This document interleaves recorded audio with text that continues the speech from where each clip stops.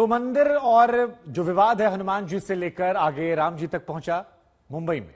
लेकिन आप जब महाराष्ट्र से पहुंचेंगे राजस्थान तो वहां के अलवर में शिव मंदिर को ढहाने पर विवाद बढ़ता जा रहा है। हम आपको बता दें कि बीजेपी और कांग्रेस यहां पर शिव मंदिर को गिराने का आरोप एक दूसरे पर लगा रहे हैं, एक दूसरे को यह मंदिर ढहाने वाला बता रहे हैं। दरअसल यहां पर 300 साल पुराने मंदिर को ध्वस्त कर दिया गया था और अब वहां पर जिस जगह पर यह घटना घटित हुई थी भजन कीर्तन किया जा रहा है। मंदिर की मांग की जा रही है और इसी के साथ अगले साल विधानसभा चुनाव है, उसके मद्देनजर जमकर एक दूसरे पर आरोप प्रत्यारोप लगाते हुए सियासत भी की जा रही है।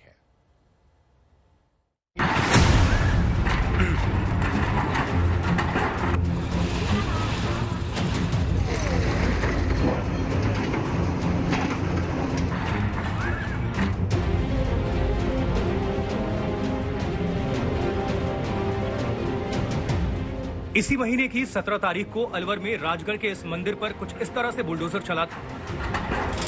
लोग मन महसूस कर रह गए। घरों के साथ 300 बरस पुराना मंदिर भी जमींदोज हो गया। कहा यह गया कि मास्टर प्लान के दस्तावेजों में मंदिर नहीं है और सड़क को चौड़ा करना है। 5 दिनों तक मामला दबा रहा, लेकिन आज तक पर शुक्रवार को मामला उठने के साथ ही सियासत का पहिया तेजी से घूमा। नेताओं की राजगढ़ में कतार लग गई, लोगों के विरोध को भी आवाज मिली।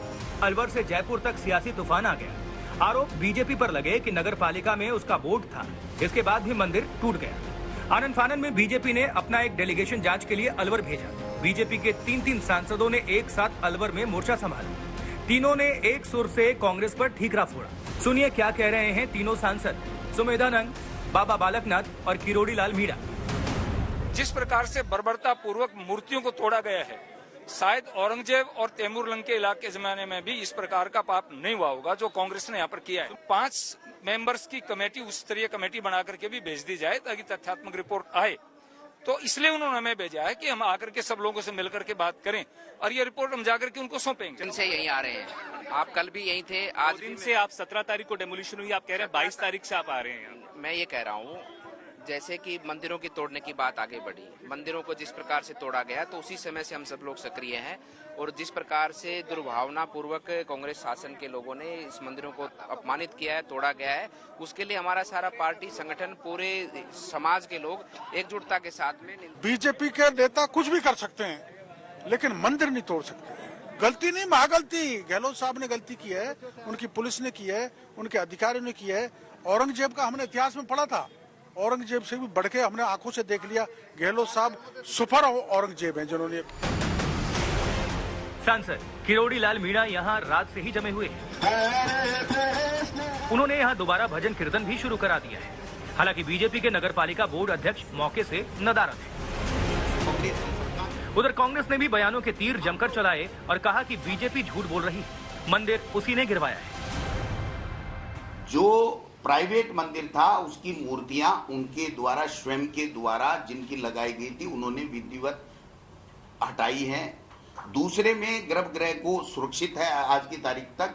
और जो भी मूर्तियां अगर किसी भी वजह से इस भाजपा मंडल के द्वारा जो हटाई गई हैं, उनको हम लोग विधि विधान से पुनः स्थापित करने के लिए हमने निर्देश जिला प्रशासन को दे दिए। लाल मीणा बिल्कुल साफ स्वच्छ सभी का आदमी है और मैं जनता के बीच में रहता हूँ।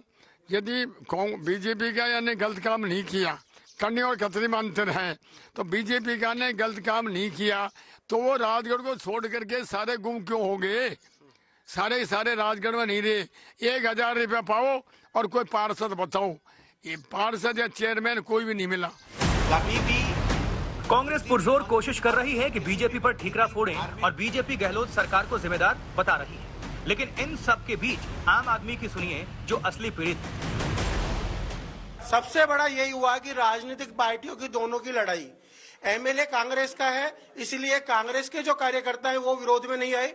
बोर्ड बीजेपी का है, इसलिए बीजेपी के जो कार्यकर्ता थे वो विरोध में नहीं आए और उन दोनों सांडों की लड़ाई में ये पूरा सराय बाजार तबाह हो गया।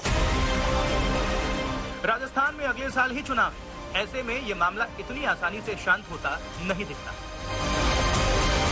अलवर से देव अंकुर, आज तक।